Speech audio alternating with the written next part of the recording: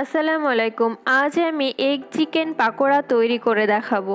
তার জন্য লাগছে বোনলেস চিকেন। চিকেনটাকে ভালো করে পরিষ্কার করার পর ছেঁচে নিয়েছি। লাগছে সেদ্ধ করা আলু, সেদ্ধ করার পর ম্যাশ করে নিয়েছি।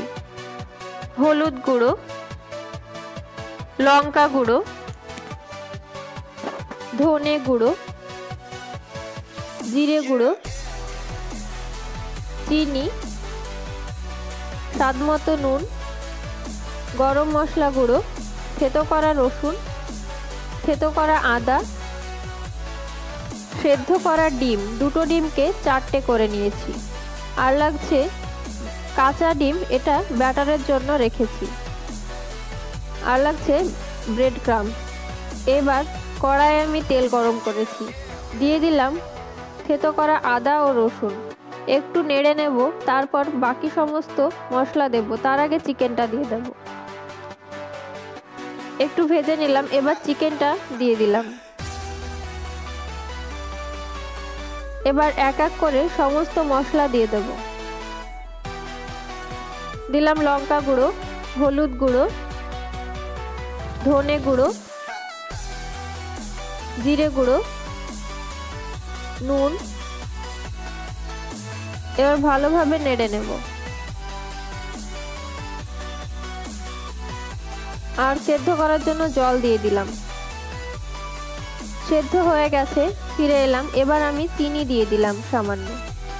এবার একটু নাড়াচাড়া করে নামিয়ে নেব। তার আগে দিয়ে দিলাম গরম মশলা। চিকেনটা পুরো হয়ে গেছে, এবার আমি নামিয়ে নেব। তার আগে দিলাম সেদ্ধ করা আলু। আলুটার সাথে চিকেনটা ভালো করে মিক্সড করে নিলাম। পুরটা তৈরি হয়ে গেল। ঠান্ডা করার জন্য ছেড়ে দিলাম। ঠান্ডা হয়ে গেছে, এবার আমি চপের আকারে গড়ে নেব। তার আগে আমি একটা ডো বানিয়ে নিলাম। এবার ওর মধ্যে ডিমটা দিয়ে দিলাম, ভালোভাবে গড়ে তৈরি করে নিলাম। চপের আকারে তৈরি হয়ে গেল। এবার আমি ভেজে নেব। এবার কড়াইয়ে তেল গরম করলাম, অন্যদিকে ডিমটা ফাটিয়ে নিলাম। ডিমের গোলায় ডুবিয়ে তারপর ব্রেড ক্রাম্বসে ডুবিয়ে ভেজে নেব। ব্রেড ক্রাম্বসে গড়ানো হয়ে গেছে, একটা একটা করে ছেড়ে দেব।